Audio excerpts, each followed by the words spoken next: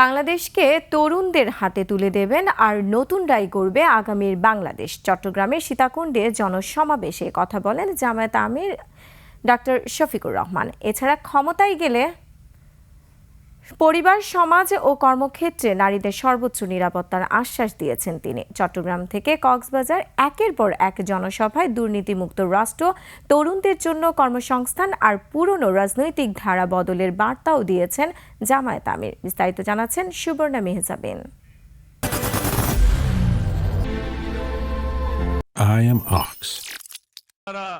চট্টগ্রামের লোহাগড়ায় জনসমাবেশে মানবিক বাংলাদেশের রূপরেখা তুলে ধরেন জামায়াত আমির ডাক্তার শফিকুর রহমান। তিনি বলেন, দুর্নীতিমুক্ত, ব্যাংক কেলেঙ্কারি মুক্ত আর ঋণ খেলাপি মুক্ত রাষ্ট্র গড়ার কথা। এই লক্ষ্যই অনেকের অস্বস্তির কারণ বলেও মন্তব্য করেন তিনি।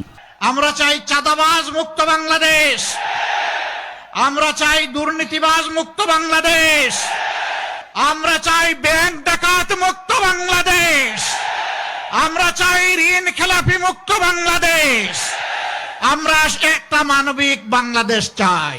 এইটা দেখে অনেকের মাথা গরম।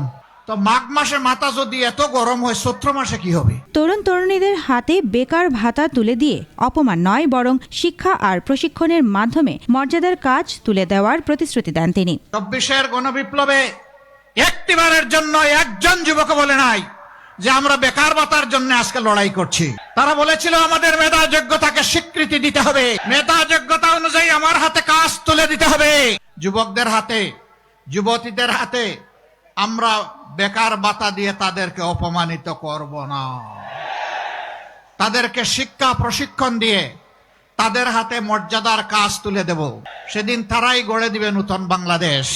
এর আগে কক্সবাজার শহরের বাহারছড়া গোলচত্বর মাঠে জামায়াত আমির বলেন, এটি শুধু ক্ষমতায় যাওয়ার ভোট নয়, বরং মানুষের নিরাপত্তা আর ন্যায়ের রাষ্ট্র গড়ার সিদ্ধান্তের ভোট। এটা ৮ সাল, ১৪ সাল, ১৮ সাল, ২৪ সালের নির্বাচন নয়। এই নির্বাচন হচ্ছে জাতির দিক পরিবর্তনের নির্বাচন। এই নির্বাচন হচ্ছে জুলাই বীরদের প্রত্যাশা পূরণের নির্বাচন। এই নির্বাচন হচ্ছে মানবদের জন্য একটা নিরাপদ বাংলাদেশ গড়ার নির্বাচন। কথা গুণে ধরা ৫৪ বছরে যেই রাজনীতি দফায় দফায় ফেসিবাদের জন্ম দিয়েছে, সেই রাজনীতিকে বিদায় জানানো, লাল কার্ড দেখানো নির্বাচন। একই জনসভায় ১২ তারিখের ভোটকে পরিবর্তনের প্রতীক হিসেবে তুলে ধরেন তিনি। জনগণের সিদ্ধান্তেই নতুন দিক নির্দেশনা আসবে, এমন প্রত্যাশার কথাও জানান জামায়াত আমির। ১৩ তারিখ থেকে নতুন একটি বাংলাদেশ জনগণ পাবে। সেদিন আমাদের মায়েদেরকে আমাদের মাথার উপরে তুলে মর্যাদা দেব ইনশাআল্লাহ। তাদেরকে ঘরে, চলাচলে, কর্মস্থলে সব জায়গায় তাদের পূর্ণ নিরাপত্তা নিশ্চিত করা হবে। শিক্ষায় আমরা বলেছি মাস্টার্স পর্যন্ত তাদের সমস্ত শিক্ষা খরচ বহন করবে সরকার। দিনের শুরুতে কক্সবাজারের মহেশখালীতে ডাক্তার শফিকুর রহমান বলেন, দেশের ১ ইঞ্চি জমিও অন্যের হাতে দেওয়া হবে না। আমি যা চাইব আমার নিজের জন্য নয়, প্রিয় জাতির জন্য, দেশের জন্য, আমাদের যুব সমাজের প্রত্যাশা পূরণের জন্য, আমাদের মা বোনদের জন্য একখণ্ড নিরাপদ বাংলাদেশ গঠনের জন্য, এই আওয়াজ দেওয়ার জন্য যে আমরা কোনো আধিপত্যবাদ মানব না। একটা স্বাধীন দেশ যেভাবে বিশ্বে মাথা তুলে দাঁড়িয়ে আছে অন্যান্য জায়গায়, আমরাও তাদের অন্তর্ভুক্ত হব ইনশাআল্লাহ। এই জমির ১ ইঞ্চিও কার কাছে আরো বন্ধক রাখা হবে না।